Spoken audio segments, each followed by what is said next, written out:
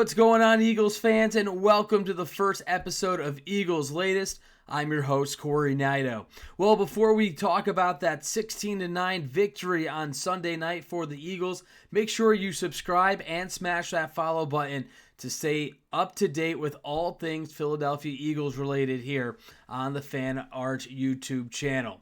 Again, a 16-9 win for the Eagles. They improved to 8-2 on the year, and they maintain that top seed in the NFC. And if you had 16-9 on your bingo card, I'd tip my hat to you, because I don't think anybody had a low-scoring game pegged for this one between the Lions and the Eagles.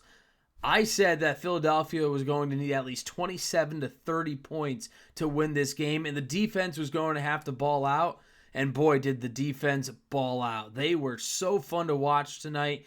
They were all over the field. They made Jared Goff feel really uncomfortable, and it's the main reason, and you could say the sole reason, that the Eagles won this game, because they just were so dominant from start to finish. We're going to break this down a little bit here and highlight some of the defensive standouts and the team overall and what they were able to do. But the biggest storyline for me was the third and fourth down conversion stops from the Eagles.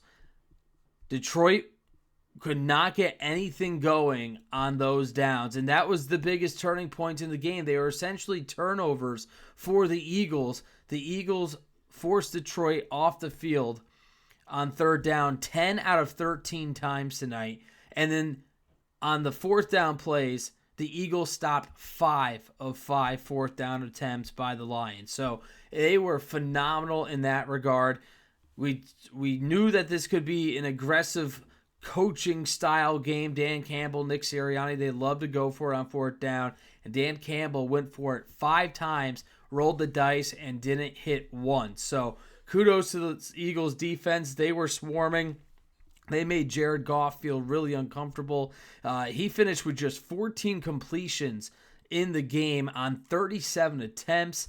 That's like a 40-something% completion percentage, where he came into the game leading the NFL, completing 74% of his passes. So that really puts in perspective how good of a job the Eagles defense did. And it started on the front with the defensive line: Jalen Carter, Moro Ojomo, Jordan Davis, and Jalen Phillips. They were phenomenal in getting to the quarterback and able to deflect passes. And then it just kept trickling. The linebacking core, the secondary held its own against the second highest scoring offense in the league coming into tonight. Detroit was averaging just a tick over 31 points a game, and they were held to just 9 in the win on Sunday night. So really impressive stuff from the Eagles. Yes, Jahmyr Gibbs went for over 100 yards, but they held him to 39 yards on the ground. They held David Montgomery, the other half of that dynamic duo for Detroit, to just 27 yards on 6 carries. They held Amon-Ra St. Brown to 2 catches for 42 yards. So you really couldn't have asked for a better performance from this Eagles defense. They were just sensational. You look at the defense for Philadelphia. Zach Bond led the way with 7 tackles. Jalen Carter had 5 with 2 pass deflections. Jalen Phillips had 5 tackles. He had a sack and a tackle for a loss. And Cooper DeJean picked up his first career regular season interception on that first drive that the Lions had. And the Eagles were able to turn that into a field goal. So A+ from the defense. We're going to talk about the grades of everybody and the units at the end of this episode, but the defense absolutely shined in what was a phenomenal game played and a big win. I mean, there's no way to slice it other than that was another big win for this Philadelphia Eagles team. On the flip side, the offense just not cutting it yet, and I'm not exactly sure what is going to happen here, but the offense just struggled again. This is another week where the defense had to pick up the slack of Jalen Hurts and company. Hurts finished for just 135 yards passing, no passing touchdowns. He didn't turn the ball over, which has been key to this team's success. But they are still just struggling to move the football. They were outgained for the 8th time in 10 games this season. Detroit finished with 317 total yards. The Eagles finished with 272. And you kind of scratch your head and wonder, how sustainable can this be? That they're 8-2 and they've only outgained their opponents in 2 of those games. And it was the last 2 before this one. It was against the Packers and in Week 8 against the New York Giants at home. So I'm not exactly sure what they're going to do. They got the ball to A.J. Brown tonight, so I guess you could check that off. He got 7 catches, only 49 yards, but he was targeted 11 times. Meanwhile, Devontae Smith only had 1 catch on 5 targets. Dallas Goedert had 2 catches for 24 on 5 targets. So clearly, with A.J. Brown, again, going to social media, talking on Twitch now, the Eagles made it a point to get their star wideout the ball. Nick Sirianni said postgame, obviously, that's always the start of their game plan, to get Brown, Smith, and Goddard involved early. But it definitely seemed like the Eagles made a conscious effort to feed A.J. Brown early and often. And usually, more times than not, they win the game. They won on Sunday night, so it worked. But this offense still is struggling to get things going consistently. They were shooting themselves in the foot a lot. Some costly penalties in Sunday night's win that made them behind the sticks, and this offense just has been unable to show that they can overcome negative plays on a consistent basis. So they still have to go to the drawing board. Jordan Mailata said post-game that yes, they're happy that this defense is so good and they could bail out the offense, but he kind of echoed what A.J. Brown said earlier in the week, that the offense has to execute better, they have to play better football, and they just need to do a better job digesting the film and understanding and going out there and making this click. Now, they showed some signs of positive plays. I mean, Jalen Hurts had a nice ball to Jahan Dotson late in the game. Tank Bigsby came up with a couple of big runs on 2nd and long. A.J. Brown made some big catches. So there's still some positives to take away, but it still doesn't make you feel good that in the last 2 games, this high-scoring offense has scored a combined 26 points over their last 8 quarters. So they're going to have to try and figure something out, because you look at what the Rams did on Sunday against the Seahawks. It was a 21-19 win, but their offense is still really good. The Niners hung up 40-some points. They're trying to get into the playoffs in the NFC. Tampa Bay was in a shootout against Buffalo. So the Eagles more than likely will still need this offense to elevate its game to match the defense's level, because the defense is a championship caliber defense right now. The offense is just not there. Now, the offense doesn't have to make huge improvements, but if they could just be half as good as what they've been showing and be better in that regard, then I think this team can absolutely make a run and defend their Super Bowl title. I think if this is a team that can average 24 to 27 points a game with this defense playing the way it is, they're going to be really, really hard to beat. So we'll see how this offense pans out. But right now it's still struggling with consistency. And again, I think some of that has to do with what happened in the first quarter with Lane Johnson missing the majority of this game with a foot injury.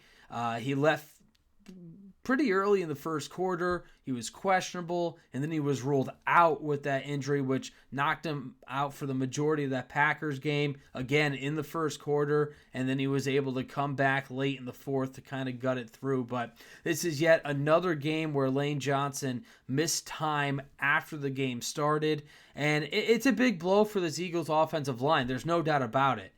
You can't overstate how important Lane Johnson is to this offensive line, and when he's not in there, no disrespect for Fred Johnson, he's a capable offensive lineman, but he's not an all-pro, all-world-like talent like Lane Johnson is. So this Eagles offensive line continues to be banged up, continues to be having to play without their best starting five consistently. At one point, Cam Jurgens had to leave the game, and Brett Toth was back in at center. So there's a lot going on at the offensive line. And that also kind of hurts Jalen Hurts and this offense because the blocking wasn't there. Saquon Barkley got stuffed behind the line a handful of times in this one. And the passing blocking wasn't the greatest either, where Jalen was sacked a couple times or he had to scramble. It's still a tough thing right now for the Eagles, which is hard to grasp because how good this offensive line was last year. I mean, they were the keystone of this team, helping to pave the way for Saquon Barkley for 2,000 yards. So if you don't have the offensive line blocking the way it needs to be, then that makes everything else a lot more challenging on the offensive end. So we'll see how they bounce back from this in terms of trying to get the offense going again. We'll see what the status is of Lane Johnson. He did not return in that game. So yeah, it's a little concerning, but the Eagles do have some depth, and they've just continued to show that they're able to win these games no matter what. So at the end of the day, that's all these guys care about. As Nick Sirianni says, they're in the business to win football games, and they have won 8 of their 10 to start this season, so they're off to a really good start. Last but not least, we're going to hand out some grades here as the Eagles move to 8-2 on the season. They continue to pad their lead in the NFC East division, which is absolutely atrocious. Washington lost on Sunday. The Giants lost on Sunday. Dallas plays Las Vegas tonight. If the Cowboys lose, the Eagles could wrap this division up in 2 weeks. I mean, they aren't even close to where the Eagles are. All three teams are well below 500. Washington, a lot of hype, but they've been absolutely crushed by the injuries. Dallas's defense is terrible, and the Giants lost their rookie running back, and their quarterback's out now. So it's tough sledding. So the Eagles definitely have plenty of cushion to work with. But with that said, let's give out some grades. We're going to start with the defense. That's an A-plus performance by the defense. They were lights out. They were so fun to watch. This is really becoming one of the best defenses in the league, and they're only going to continue to get better as they continue to play under Vic Fangio.